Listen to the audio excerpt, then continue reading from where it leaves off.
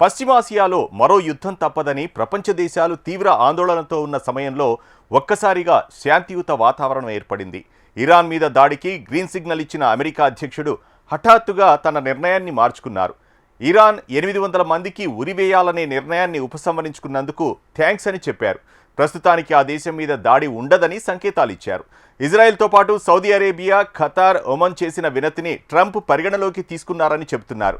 మరోవైపు సైనిక చర్య ఆలోచన ఇంకా సజీవంగానే ఉందనే సంకేతాలు ఇచ్చారు అమెరికా అధికారులు. ఇరాన్ మీద సైనిక చర్య తప్పదంటూ హెచ్చరిస్తూ వచ్చిన అమెరికా అధ్యక్షుడు డొనాల్డ్ ట్రంప్ హఠాత్తుగా యూటర్న్ తీసుకున్నారు. ప్రభుత్వానికి వ్యతిరేకంగా ఆందోళనలు చేపట్టిన నిరసనకారుల అణచివేత విషయంలో ఇరాన్ ప్రభుత్వం వెనక్కి తగ్గినందువల్లే సమీప భవిష్యత్తులో ఆ దేశంపై దాడి లేనట్టేనని సంకేతాలిచ్చారు. అమెరికా ఒకవేళ ఇరాన్పై దాడులకు దిగితే ఆ దేశంలో అనిశ్చితితో పాటు ప్రాంతీయంగా ఉద్రిక్తతలు తలెత్తే అవకాశాలు ఉండటంతో అధ్యక్షుడు డొనాల్డ్ ట్రంప్ తన నిర్ణయాన్ని మార్చుకున్నట్టు తెలుస్తోంది. కొంతకాలంగా నిరసనకారులపై ఉక్కుపాదం మోపితే ఇరాన్ భారీ మూల్యం చెల్లించుకోవాల్సి వస్తుందని అమెరికా అధ్యక్షుడు ట్రంప్ పదే పదే హెచ్చరించడం తెలిసిందే. పశ్చిమాసియాలోని పలు వైమానిక స్థావరాల నుంచి హడావుడిగా తన బలగాలను కొంతమేర ఉపసంహరించుకోవడంతో సైనిక చర్య తప్పదన్న సంకేతాలు కనిపించాయి. కానీ ఇంతలోనే ఇరాన్ మీద దాడుల విషయంలో అమెరికా అధ్యక్షుని స్వరం మారిపోవటం అందరినీ ఆశ్చర్యపరిచింది. We've been told that the killing in Iran is stopping, and it's stopped, and it's stopping. And there's no plan for executions or an execution or executions.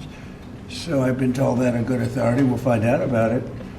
I'm sure if it happens, we'll all be very upset.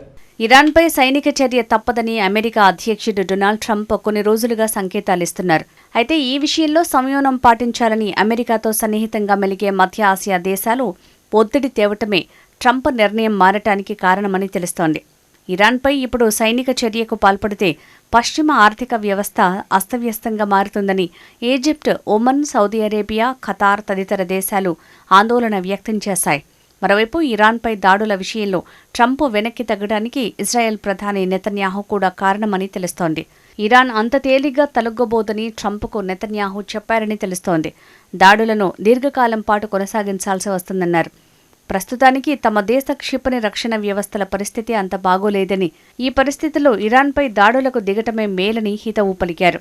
గతంలో సైనిక చర్యను కోరిన నెతన్యాహునే ఇప్పుడు వద్దని చెప్పడం ట్రంప్ను పునరాలోచనలో పడేసింది. ఇరాన్లో హత్యలు ఆగిపోయాయని ఆవలి వైపు నుంచి చాలా ముఖ్యమైన వర్గాల ద్వారా సమాచారం అందిందని అమెరికా అధ్యక్షుడు డొనాల్డ్ ట్రంప్ ప్రకటించారు. ఇరాన్లో నిన్న 800 మందికి పైగా ఉరివేయాల్సి వచ్చింది. కానీ ఆ శిక్షలను రద్దు చేశారు. ఈ విషయాన్ని నేను ఎంతో గౌరవిస్తున్నాను అని చెప్పారు. ఆ తర్వాత ట్రూత్ సోషల్లో పోస్ట్ పెట్టారు. అయితే ట్రంప్ వ్యాఖ్యలు ఇరాన్లో ప్రభుత్వ వ్యతిరేక నిరసనలపై ప్రపంచవ్యాప్తంగా ఆందోళన నెలకొన్న సమయంలో రావటం, కాగా సౌదీ అరేబియా, ఖతార్, ఒమన్ ఇరాన్పై దాడి చేయొద్దని ఒప్పించాయని గల్ఫ్ దేశాల అధికారుల వాదనను కూడా ట్రంప్ తోసిపుచ్చారు. ఎవరూ తనను ఆపలేదని, ఇరాన్ తీసుకున్న చర్యలే తన నిర్ణయాన్ని మార్చాయని ట్రంప్ అన్నారు. ఎవరూ నన్ను ఒప్పించలేదు, నేను స్వయంగా నిర్ణయం తీసుకున్నాను. వారెవరికీ ఉరిశిక్ష విధించలేదు, ఉరిశిక్షలను రద్దు చేశారు. ఇది పెద్ద ప్రభావాన్ని చూపించింది అని మీడియాతో తెలిపారు Trump. As you know, Iran canceled the hanging of over 800 people. They were going to hang over 800 people yesterday, and I greatly respect the fact that they canceled. కాగా ఇరాన్లో ప్రభుత్వ వ్యతిరేక ఆందోళనల్లో చురుగ్గా పాల్గొన్న ఇర్ఫాన్ సోల్తానీ అనే 26 ఏళ్ల యువకుడికి ఈ నెల 14న మరణశిక్ష అమలు చేయాలని అక్కడి ప్రభుత్వం భావించింది. కానీ చివరి నిమిషాల్లో ఆ శిక్ష అమలును నిలిపివేసింది. సైనిక చర్యపై ట్రంప్ వెనక్కి తగ్గడానికి ఇది బాగా ఉపయోగపడిందని విశ్లేషకులు చెప్తున్నారు. అయితే పరిస్థితి విషమిస్తే అమెరికా సైనిక చర్య తీసుకోవటానికి వెనకాడదని ట్రంప్ స్పష్టం చేశారు. ఇరాన్లో నిరసనలు మొదలైనప్పటి నుంచి ఇప్పటి వరకు 2637 మందికి పైగా మరణించారని ఇరాన్ అధికారులు చెప్తున్నారు. మానవ హక్కుల సంస్థలు మాత్రం 3500 కంటే ఎక్కువే చనిపోయారంటున్నారు. కానీ కొన్ని నివేదికల్లో మరణించిన వారి సంఖ్య 20,000 వరకు ఉందని చెప్తున్నారు. అయితే ఈ లెక్కలను ఇరాన్ తప్పుబడుతోంది. విదేశాల్లో ఈ లెక్కలను పెంచి చెప్తున్నారని, తప్పుడు సమాచారం వ్యాప్తి చేయడానికి ప్రయత్నిస్తున్నారని ఆ దేశ అధికారులు ఆరోపించారు. కాగా ఇరాన్పై సైనిక చర్య అనే ఆలోచన ఇంకా ఉందని ఐక్యరాజ్య సమితిలో అమెరికా రాయబారి మైక్ వాల్జ్ పేర్కొన్నారు. ఐక్యరాజ్యసమితి భద్రతా మండలిలో అత్యవసర సమావేశంలో ఆయన మాట్లాడుతూ ట్రంప్ మాటల మనిషి కాదు చేతల మనిషి అని వ్యాఖ్యానించారు. ఇరాన్లో ప్రజల ఊచకోతను ఆపడానికి ట్రంప్ కట్టుబడి ఉన్నారని తెలిపారు. అందుకోసం అన్ని రకాల అవకాశాలను ఆయన ఉపయోగించుకుంటారని, ఆ విషయం ఇరాన్ నాయకత్వానికి బాగా తెలుసని స్పష్టం చేశారు.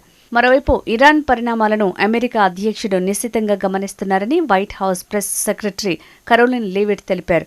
ఆందోళనకారుల హత్యలు కొనసాగితే తీవ్ర పరిణామాలు ఎదురవుతాయని ఇరాన్ ప్రభుత్వానికి ఇప్పటికే హెచ్చరికలు ఇచ్చాం.